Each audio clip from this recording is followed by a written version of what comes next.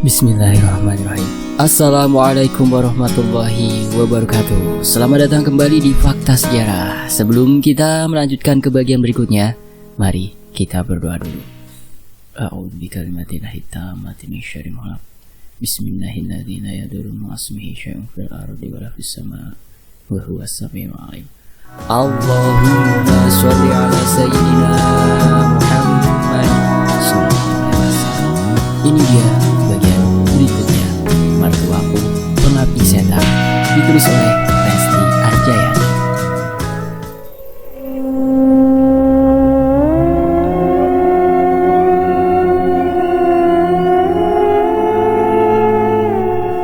Kami sampai di rumah sekitar pukul 9 malam. Tak kusangka, ternyata ayah dan ibu mertuaku menunggu aku dan Mas Radit pulang. Wajah mereka terlihat berbinar bahagia, tidak seperti biasanya yang terkesan misterius. Aku jadi bertanya-tanya di dalam hati. "Kalian sudah pulang? Ayo, sini duduk dulu," kata ibu mertuaku ramah. Aku pun kali ini duduk di samping ibu mertuaku yang badannya bau bunga melati. "Risma hamil, Bu," kata Mas Radit senang. "Bagus, akhirnya yang ditunggu-tunggu akan segera datang pewaris kita," kata ayah mertuaku. Mereka semua tersenyum senang. Meskipun mertuaku menjadi berubah ramah, tidak kaku seperti dulu. Namun ada perasaan takut berdesir di dalam dada. Tetapi apa yang aku takutkan? Semenjak aku hamil, mertuaku menjadi berubah drastis.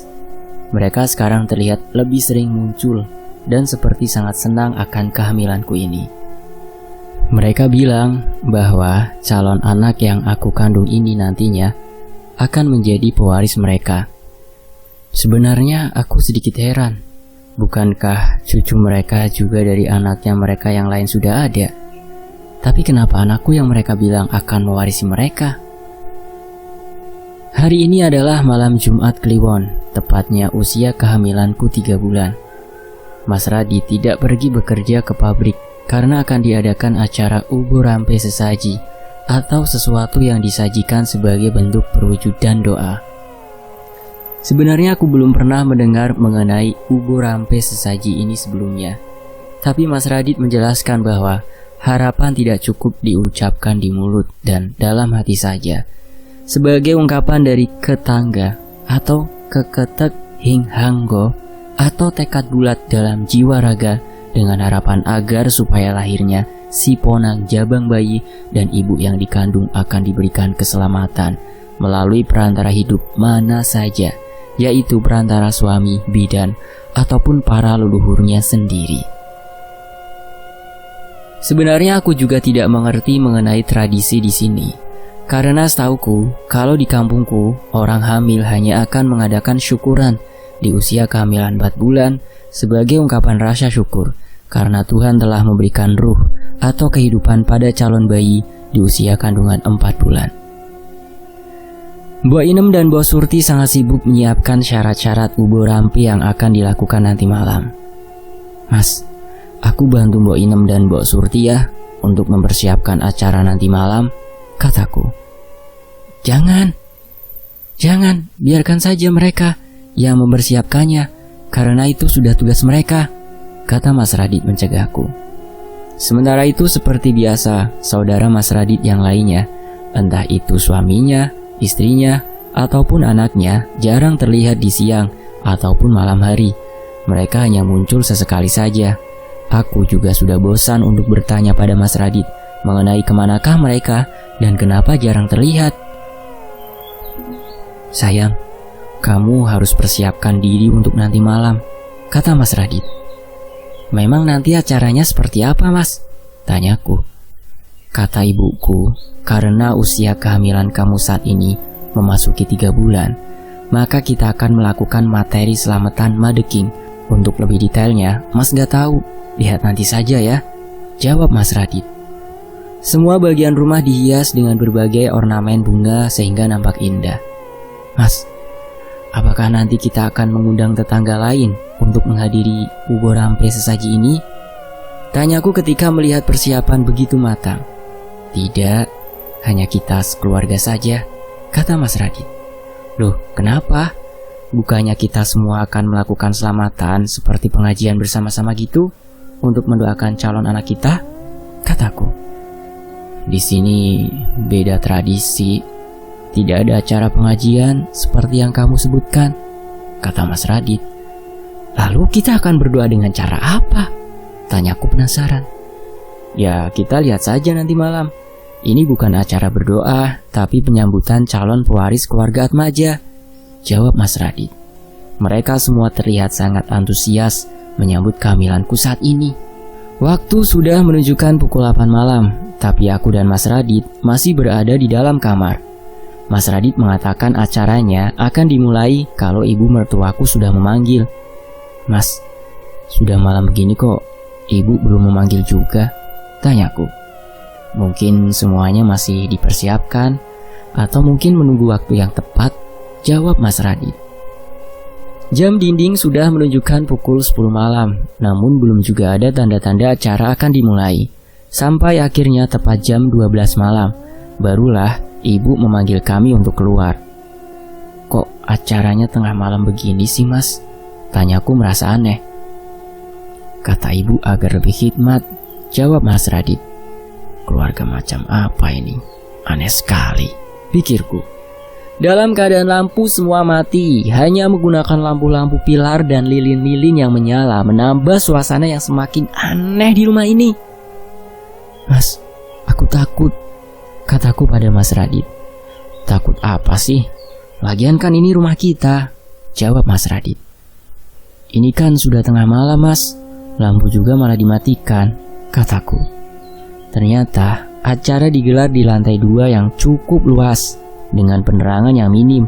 Aku melihat di sana sudah berkumpul semua orang penghuni rumah ini, kecuali anak-anak. Di sana semua orang berdiri dengan membawa lilin di tangan mereka masing-masing. Dan di sana ada sebuah meja yang cukup besar dan hanya ada satu kursi. Di meja itu terdapat berbagai makanan tersedia, seperti beberapa macam ketupat seperti sinta, jago, sidolunggu, ketupat luar, ada juga kue apem atau kue beras ditambah sedikit ragi dan gula merah secukupnya. Ada juga nasi punar, nasi gurih yang berwarna kuning, dan yang lainnya.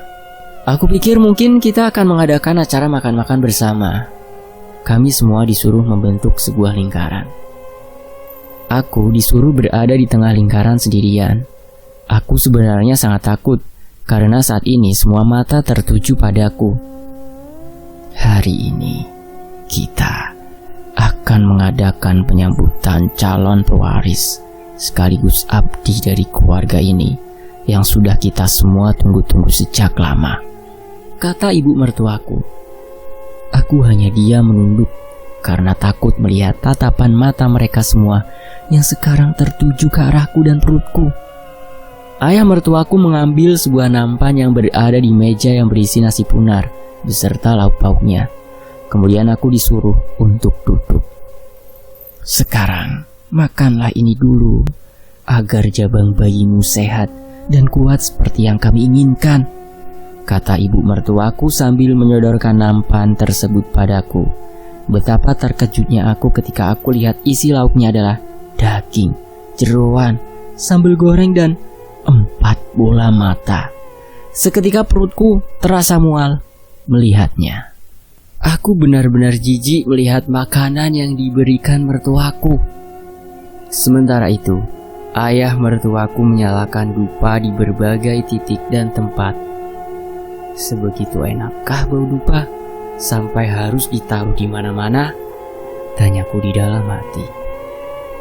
Meski kali ini baunya tidak terlalu menyengat, tapi tetap saja bau itu tidak membuatku nyaman. Makanlah. Ini untuk syarat menyempurnakan ritual ubur rampe sesaji ini, kata ibu mertuaku. Maaf bu, tapi ini bola mata siapa? Tanyaku ragu. Ini adalah 2 bola mata kerbau dan 2 bola mata sapi, kata ibu mertuaku.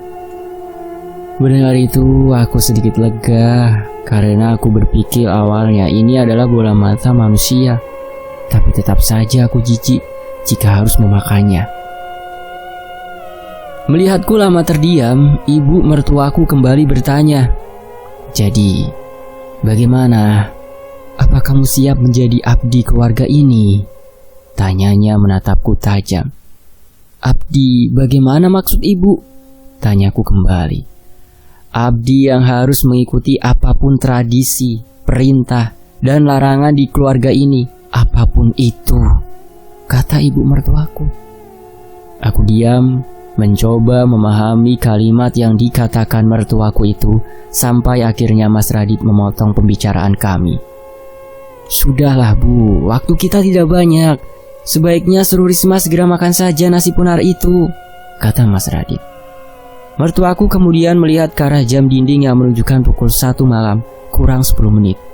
"Sekarang kamu makan," kata ibu mertuaku sambil melototiku seolah memaksa agar aku segera mengikuti apa yang dia katakan. Sebenarnya aku tidak mau memakan nasi sesaji itu, tapi aku juga tidak berani membantah perkataan mertuaku. Dengan terpaksa akhirnya, aku memakan nasi punar itu sedikit demi sedikit. Aku tidak berani menyentuh bola mata, daging, dan jeroan yang dihidangkan bersama nasi itu. Mereka semua memperhatikan aku ketika makan. "Makan bola mata ini sudah dimasak, jadi kamu tidak perlu merasa jijik. Dan makan juga daging bersama jeroannya," kata ibu mertuaku. Aku melihat ke arah Mas Radit, berharap dia mengerti dan mau membantuku bahwa aku tidak menyukai makanan itu. Namun Mas Radit malah memalingkan muka dan berpura-pura tidak melihat ke arahku. Akhirnya dengan terpaksa aku memakannya sedikit demi sedikit sambil sesekali memejamkan mata, menahan rasa mual yang sekarang seperti mengaduk-ngaduk perutku. Ketika aku melihat ke arah mereka, mereka semua tersenyum menyeringai. Dan setelah semuanya habis aku makan, aku langsung berpamitan untuk pergi ke kamarku. "Maaf Bu, Risma izin ke kamar mandi dulu," kataku. Tanpa memperhatikan mereka lagi, aku langsung menyambar lilin yang berada di sebuah meja dan berjalan cepat menuju kamarku. Aku berjalan dengan tergesa-gesa karena jaraknya sedikit jauh. Ketika aku berjalan seorang diri, aku melihat seorang anak kecil yang sedang melihatku dari kejauhan dengan membawa sebuah lilin di tangannya. Aku mengenalnya. Dia adalah anak kecil yang waktu itu bersembunyi di dalam lemari bajuku. Kulihat ke belakang. Tidak ada siapapun yang mengikutiku. Aku pun menghampiri anak kecil itu. "Kamu ngapain di sini? Ini sudah malam. Kamu harusnya tidur, Nak," kataku. Gadis kecil yang tak lain adalah anaknya Mbak Nurul yang bernama Clara itu tidak menghiraukan perkataanku. Dia menunjuk ke arah perutku. Aku jadi heran. "Ada apa?" tanyaku penuh tanda tanya. "Muntahkan makanannya," kata dia. Kemudian anak kecil itu berjalan meninggalkan aku. Aku pun kembali berjalan karena rasa mual semakin terasa. Sesampainya di kamar, aku langsung menuju kamar mandi dan berusaha memuntahkan apa yang aku makan tadi. Aku memasukkan tanganku ke dalam mulut agar semua makanan yang tadi aku makan terkuras habis aku muntahkan. Setelah selesai, aku mencuci muka dan tangan, lalu aku mengelapnya. Baru kali ini aku disuruh makan bola mata hewan seperti itu. Rasanya aku masih mual kalau mengingat itu. "Sayang, kamu gak apa-apa kan?" Terdengar suara Mas Radit di balik pintu kamar mandi. Sepertinya dia menyusulku ke sini. Aku harus bersiap biasa agar Mas Radit tidak mengetahui bahwa aku telah memuntahkan makanannya. Setelah mengatur nafas dan membersihkan muka, aku pun keluar dari kamar mandi. "Kamu habis muntah?" tanya Mas Radit ketika aku keluar dari kamar mandi. "Enggak Mas, aku cuma habis cuci muka soalnya aku ngantuk banget. Ini kan udah larut malam," jawabku berbohong. "Ya sudah, sekarang kamu lebih baik tidur," kata Mas Radit. "Memangnya caranya sudah selesai Mas?" tanyaku. "Belum, tapi biar ibu saja yang ngurusnya. Sekarang kamu lebih baik tidur, kata Mas Radit. Aku pun akhirnya membaringkan tubuhku di kasur bersama Mas Radit di sampingku. Mas, sebenarnya ritual ubur rampe sesaji itu apa? Dan kenapa aku harus memakan makanan yang tidak lazim seperti itu? Tanyaku. Mas juga gak tahu, kata Mas Radit seolah tidak ingin menjawab pertanyaanku. Mas ini kalau ditanya pasti gak tahu atau selalu menyuruh aku diam. Aku kan heran karena aku baru pertama kali melakukan hal aneh seperti ini, kataku kesal. Ibu tidak suka ditanya aneh-aneh. Jangan mikir aneh-aneh dan tidak perlu tanya aneh-aneh. Anggap saja seperti biasa. Kamu paham kan? Kata Mas Radit.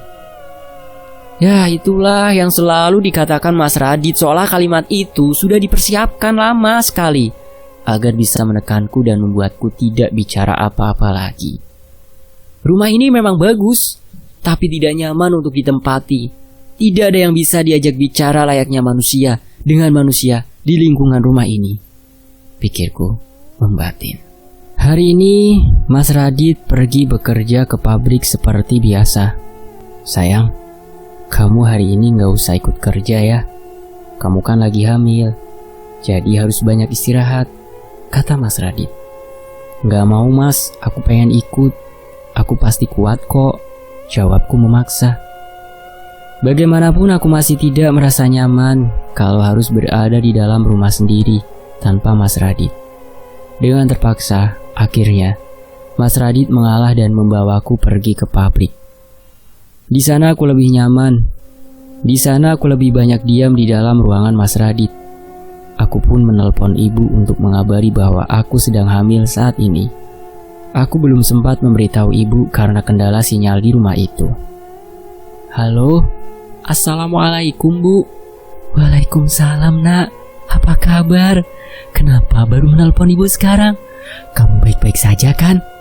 Tanya ibu cemas. Alhamdulillah Risma baik-baik saja Bu. Di rumah gak ada sinyal Bu, makanya Risma tidak bisa menelpon ibu. Alhamdulillah nak, kalau kamu baik-baik saja, ibu di sini selalu mendoakan kamu. Bu, Risma hamil. Ibu sebentar lagi akan punya cucu, kataku bahagia. Hah, benarkah itu nak? Alhamdulillah, akhirnya ibu bakal segera menjadi nenek, kata ibu bahagia. Ibu kesini dong tengokin Risma, kataku merajuk. Ibu gak enak sama keluarga suamimu kalau kesana, kata ibu. Risma pengen banget ketemu sama ibu dan bapak. Kesini ya, Risma mohon.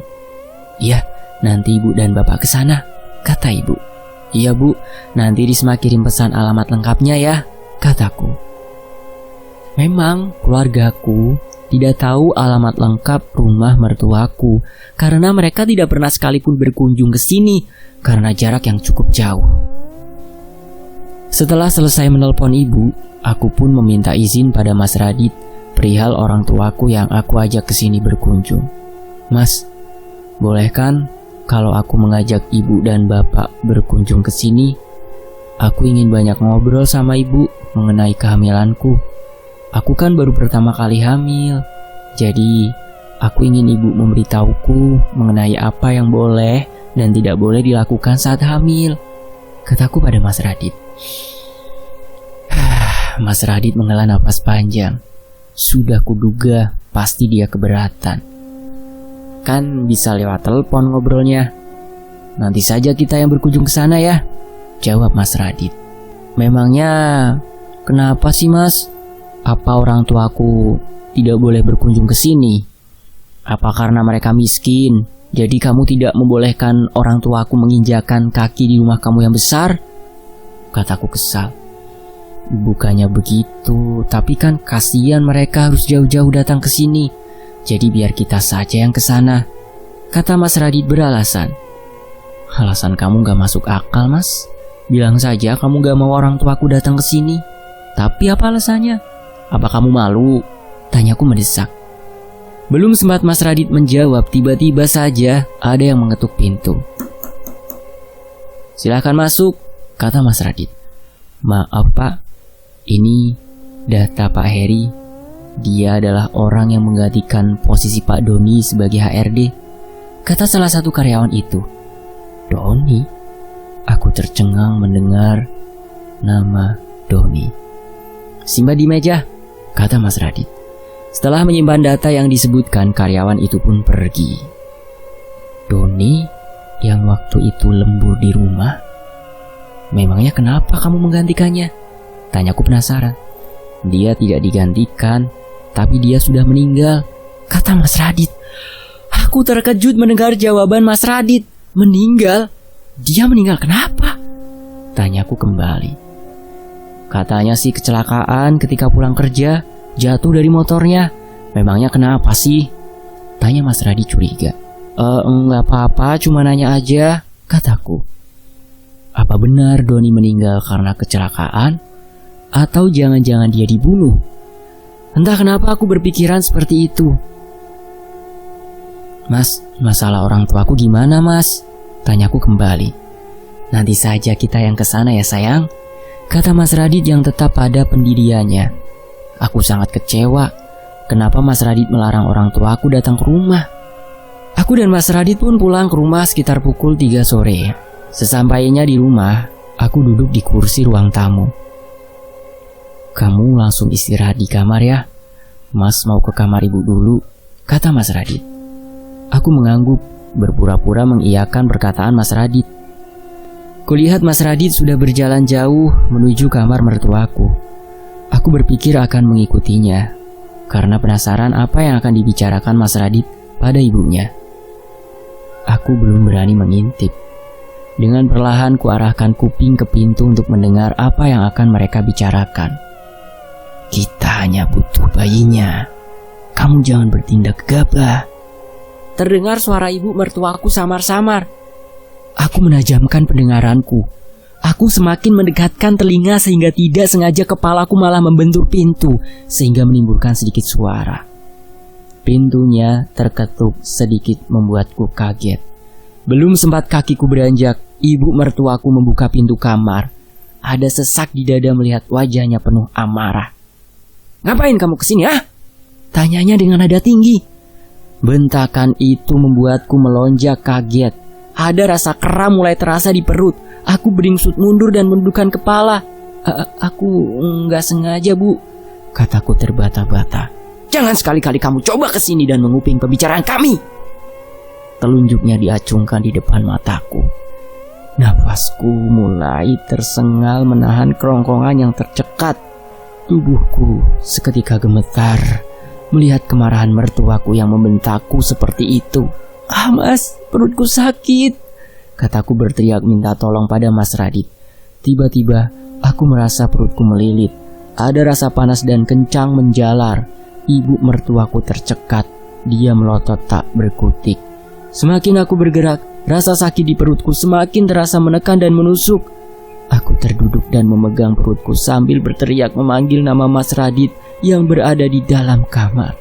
Mas Radit, sakit. Sampai di sini dulu ya, nanti kita sambung lagi. Wassalamualaikum warahmatullahi wabarakatuh. Tetap di Fakta Sejarah.